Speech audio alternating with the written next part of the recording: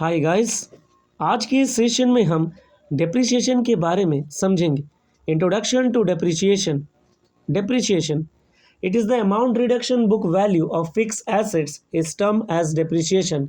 किसी भी fix assets के बुक वैल्यू में अगर अमाउंट रिडक्शन हो तो उसे हम डेप्रिसिएशन कहते हैं। Depreciation is the gradual decrease in the value of assets due to use. Depreciation किसी भी एसेट्स के वैल्यू में ग्रेजुअल अगर डिक्रीज हो तो उसे हम डेप्रिसिएशन कहते हैं क्योंकि उसका यूज हो रहा है। It is treated as business expenses but does not result in outflow of cash. Depreciation को बिजनेस एक्सपेंसेस की तरह ट्रीट किया जाता है बट बिजनेस से कोई भी कैश का आउटफ्लो नहीं होता है। It is a continuous, regular, gradual and permanent decrease in the utility value of an assets. Depreciation एक कंटिन्यूस, रेगुलर और ग्रेजुअल और परमानेंट डिक्रीज है किसी भी एसेट्स के यूटिलिटी वैल्यू में। Needs for providing depreciation. Depreciation charge क्यों करते हैं? Number 1, to find out true profit और लॉस। बिजनेसेस का प्रॉफिट और लॉस कैलकुलेट करने के लिए डेप्रिसिएशन चार्ज किया जाता है। To show the correct financial position. Businesses का फाइनेंशियल पोजीशन और ये कह सकते हैं कि फाइनेंशियल हेल्थ शो करने के लिए डेप्रिसिएशन चार्ज किया जाता है। To help in replacement of fix assets. Fix assets को रिप्लेस करने के लिए डेप्रिसिएशन चार्ज किया जाता है। Saving income tax. Income tax को सेव करने के लिए डेप्रिसिएशन चार्ज किया जाता है। Causes of depreciation. डेप्रिसिएशन का कॉजेस क्या क्या है? Number 1, use. The value of an assets decrease because of its constant use. किसी भी एसेट्स का वैल्यू इसलिए डिक्रीज होता है क्योंकि हम उसे कॉन्स्टेंटली यूज़ करते हैं। Number 2, passage of time. Sometimes passage of time causes the value of an assets to decrease. कभी कभी लंबे समय तक अगर किसी एसेट्स को हम यूज़ नहीं कर रहे हैं, उसको ऐसे ही रख दिए हैं, तो उसका वैल्यू जो है वो डिक्रीज होता है।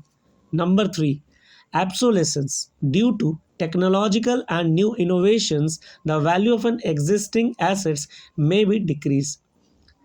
अगर टेक्नोलॉजी में इम्प्रूवमेंट हुआ, नया इनोवेशन आया, तो जो एग्जिस्टिंग एसेट्स है उसका वैल्यू जो है वो डिक्रीज हो जाएगा। Accident. An assets may lose some of its value due to rain accidents like fire, flood, as it reduce its utility value. कभी कभी एक्सीडेंट के वजह से एसेट्स का वैल्यू डिक्रीज हो जाता है, जैसे रेन एक्सीडेंट, जैसे फायर या फ्लड आ गया तो उससे एसेट्स का यूटिलिटी वैल्यू जो है डिक्रीज हो जाता है। Methods for charging depreciation.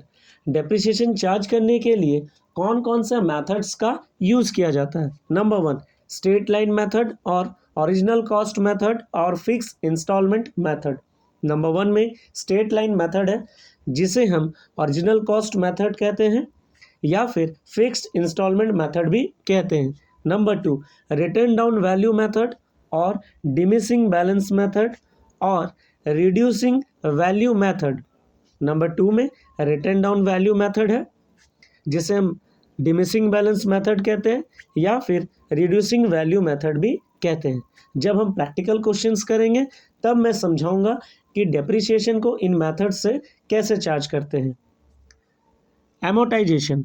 It is the process of writing off the value of intangible assets such as goodwill, copyright, patent, trademark is known as amortization. Amortization ये एक process है जिसमें intangible assets का written off किया जाता है, जिसमें हमारा गुडविल, कॉपीराइट, पेटेंट्स, ट्रेडमार्क आते हैं। Depletion. This word is used in case of wasting assets such as coal mines etcetera. Depletion word हम वेस्टिंग एसेट्स में यूज़ करते हैं। वेस्टिंग एसेट्स में हमारे कौन से एसेट्स आते हैं? Coal mines. It refers to reduction in the value of vesting assets due to continuous use or extraction. इसमें वेस्टिंग एसेट्स का वैल्यू रिड्यूस होता है क्योंकि उसका कंटिन्यूस यूज़ किया जाता है या कंटिन्यूसली उसका एक्सट्रैक्शन किया जाता है। एब्सोलेसेंस Whenever an asset becomes out to date due to introduction of new method or technology, it refers to as obsolescence. कभी भी कोई भी एसेट्स जब आउट टू डेट हो जाता है, उसका न्यू मेथड या न्यू टेक्नोलॉजी जब आ जाता है तो उसे हम obsolescence कहते हैं. It may take place when modern technology comes in place of old technology. जब मॉडर्न टेक्नोलॉजी ओल्ड टेक्नोलॉजी को रिप्लेस करता है तब हम उसे एब्सोलेंस कहते हैं. आज के लिए बस इतना ही. मिलते हैं हमारे नेक्स्ट सेशन में, जिसमें मैं आपको डेप्रिसिएशन के प्रैक्टिकल क्वेश्चंस समझाऊंगा.